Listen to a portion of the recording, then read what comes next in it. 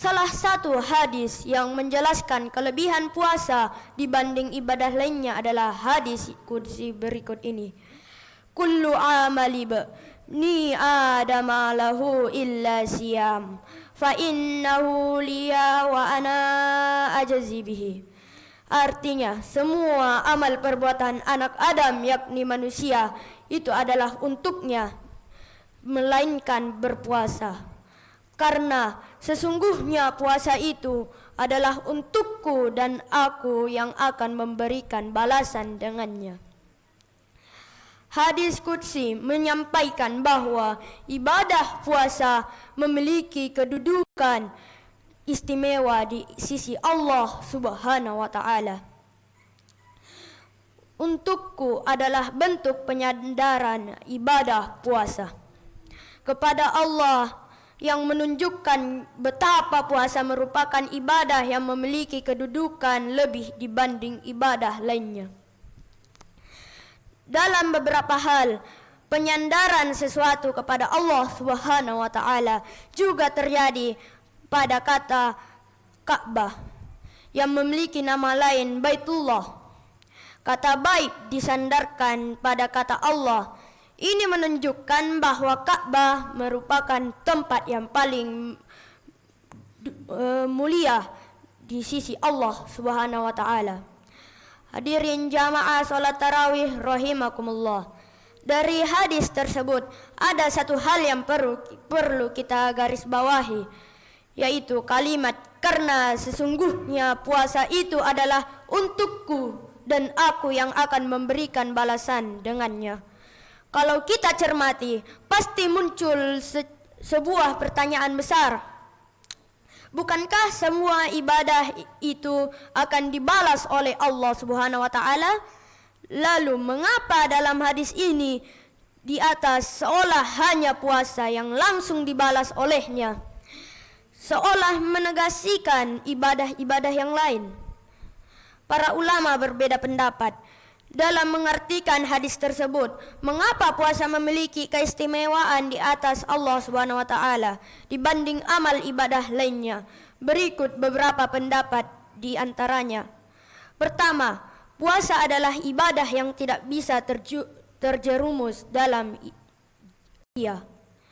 Puasa merupakan ibadah yang bersifat abstrak. Artinya ibadah puasa tidak memiliki gerakan yang bisa membedakan antara orang yang sedang berpuasa dan yang tidak. Berbeda dengan ibadah lainnya seperti salat, haji, zakat dan lainnya. Antara orang yang sedang salat dan yang tidak bisa kita bedakan dengan mudah. Karena salat bisa dilihat dengan gerakan yang bisa dibedakan mana yang sedang salat dan mana yang tidak. Antara orang yang sedang melaksanakan haji dengan yang tidak juga demikian. Karena haji memiliki gerakan yang bisa membedakan antara mana yang sedang haji dan yang mana yang bukan. Meskipun puasa bisa terjerumus dalam sifat riya, itu pun hanya bisa diungkapkan dengan ucapan. Misal orang yang berpuasa dengan maksud memamerkan puasanya, ia berkata, saya ini sedang puasa. Tapi sekali lagi, itu hanya bisa diperlihatkan dengan ucapan. Berbeda dengan ibadah lainnya yang bisa terjerumus dalam riya melalui gerakan ataupun ucapan. Kedua, puasa mampu melumpuhkan syaitan. Saat sedang puasa, maka kita akan menahan diri untuk tidak makan dan minum saat waktu maghrib tiba. Ketika makanan dan minuman tidak masuk dalam tubuh, maka keinginan dalam diri akan terkendali. Sementara nafsu merupakan pintu masuk utama bagi syaitan untuk menjerumuskan manusia dalam lembah maksiat. Yang ketiga, pahala melihat Allah dalam kitab Durrah An-Nasihin halaman ke-13. Syekh Utsman Syakir disebutkan bahwa semua amal ibadah akan mendapatkan balasan berupa surga berbeda dengan puasa. Pahalanya adalah langsung dengan Allah Subhanahu wa taala di akhirat nanti tanpa ada penghalang apapun.